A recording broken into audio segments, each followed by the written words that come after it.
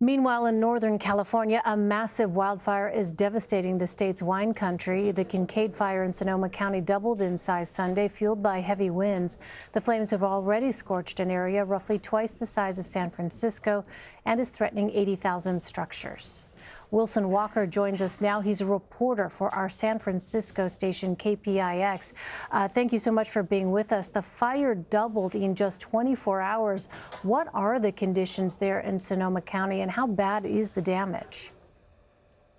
Well, for starters, the conditions today far more favorable than the conditions that caused the fire to explode. As you mentioned on Sunday, we were up here in the early morning hours Sunday morning when winds cresting the mountaintops and ridges in this area hit 90 miles an hour. It caused the fire to just sort of explode down the ridge into the Anderson Valley and the Sonoma County wine country that many people may be familiar with.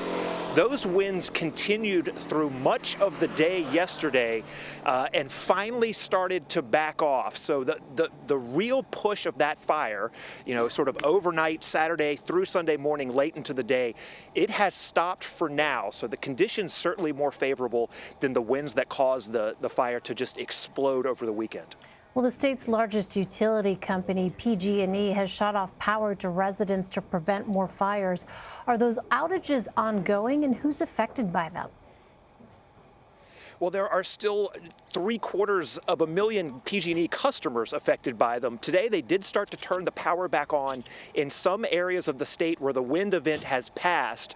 But here is the real complication here. There is another wind event, as they're being called, expected tomorrow night. So there are still, 300 and some odd thousand customers in the dark because of the last wind event over the weekend. They will not get all of those customers turned back on until the next wind event arrives. So for some folks, this will be an outage, that started over the weekend and will continue into the week. So, the risk of fire drives the power outages. The power outages complicate the ability to sort of respond to the fire and warn people about the fire. They kind of go hand in hand, and as the fire continues, so does this outage. Absolutely. You mentioned that winds backed off a bit Monday. So were firefighters able to make some progress in containing the fire? Yeah, I mean, in terms of firefighting, this is what you call a good day. I can show you what today looked like. It's not the spectacular flames and just sort of that dynamic environment that you had over Sunday. It's a lot of real blue-collar dirty work. This is men and women with axes and rakes heading out into the areas that have burned and literally with their feet digging into the ground, making sure that anything that's still burning is extinguished before the winds pick up again. Remember, you're in this sort of series of bad weather. When you get the good weather, that's the time to get out there and make sure things are extinguished before the winds pick up and can blow that fire across more terrain.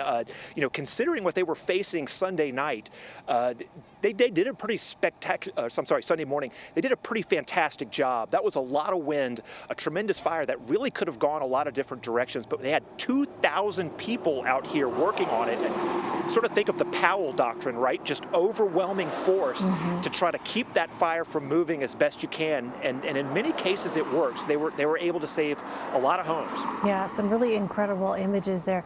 Wilson Walker for us. Wilson, thank you very much. Stay safe.